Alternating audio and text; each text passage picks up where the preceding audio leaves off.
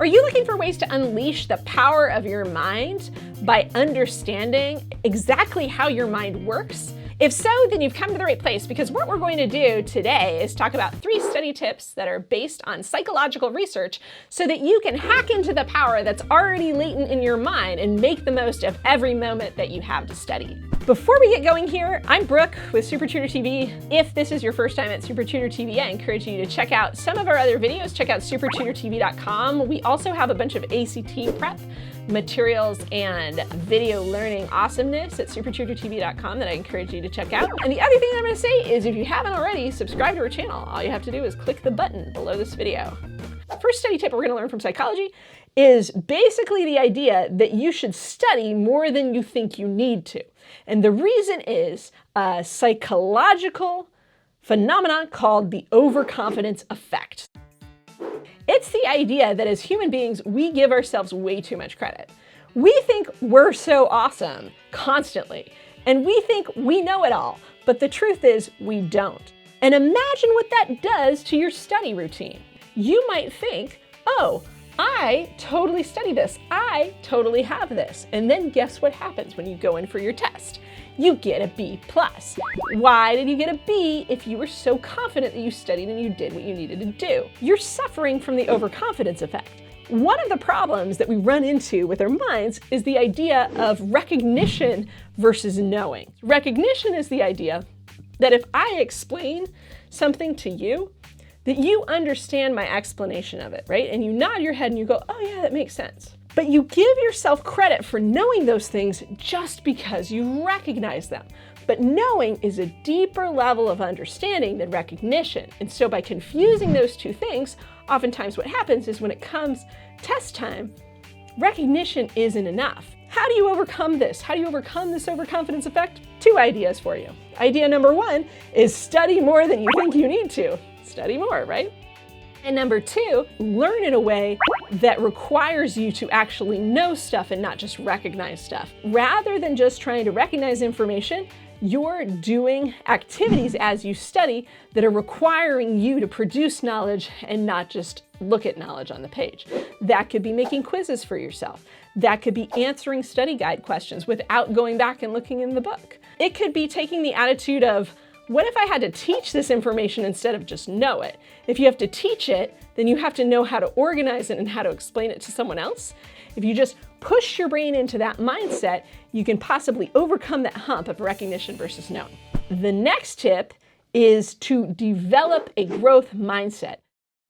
So what is a growth mindset? Well, a growth mindset is a concept that a psychology professor named Carol Dweck, who's up at Stanford University, came up with. And what her research has found is essentially that if you adopt the right attitude and you believe that learning is something that's not static, but that grows over time, that you're not smart, but rather you have the potential to improve, that the way of thinking about how learning works can actually improve your learning outcomes. So what I'm going to do right now is I'm going to read a quote from Dweck about what the growth mindset is so that you guys can kind of wrap your brain around what the growth mindset is versus what the alternative is. The alternative, we call it fixed mindset.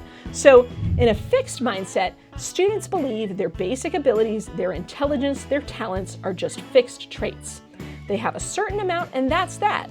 And then their goal becomes to look smart all the time and never look dumb.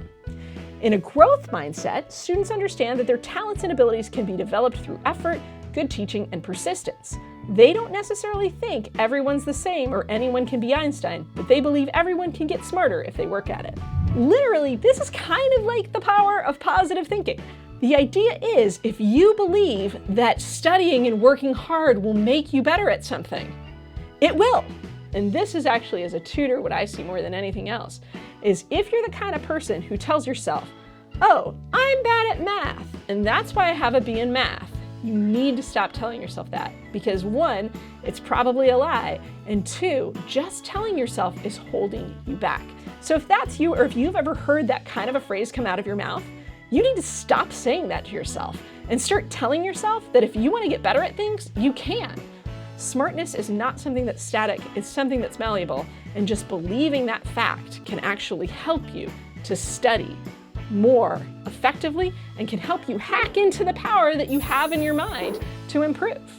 The third way to hack into your mind is a concept that is called the self-reference effect. And what this effect is essentially the idea that if things have personal relevance, they are easier to remember and they are learned more deeply. We care a heck of a lot more about things that we think have something to do with us. And the way that this works with school, and you may have even noticed this yourself, if you can find a connection between who you are and the thing you're studying, you're going to put more time and effort. Whatever you can do to make your learning personal or to find connections between what you're learning and who you are and what you care about, that's going to make your learning stick more. In a foreign language, for example, you could try to imagine how you could use those words in your own life. Or you could try to find a way in your own life to actually use them. And then you're going to learn them better. I mean, that's why language immersion is so effective. That's why people learn a language when they're in a foreign country like so quickly, because suddenly it becomes a mode of personal survival. And so when you need the language to get like an apple turnover in the morning so you have breakfast, then suddenly it matters to you. When you're reading a novel, try to find the character that you relate most to. Try to understand their point of view and think about how that relates to your own life.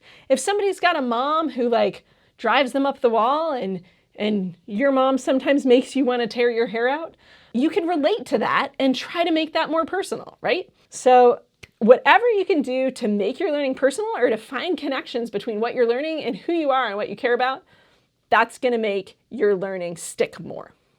I hope you guys like this video. If so, please give it a thumbs up. Subscribe to our YouTube channel and subscribe to our mailing list. You can do that by going to SupertutorTV.com/subscribe.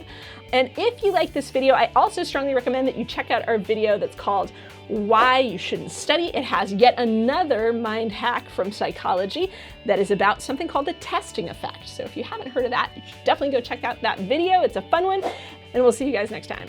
Ciao, ciao.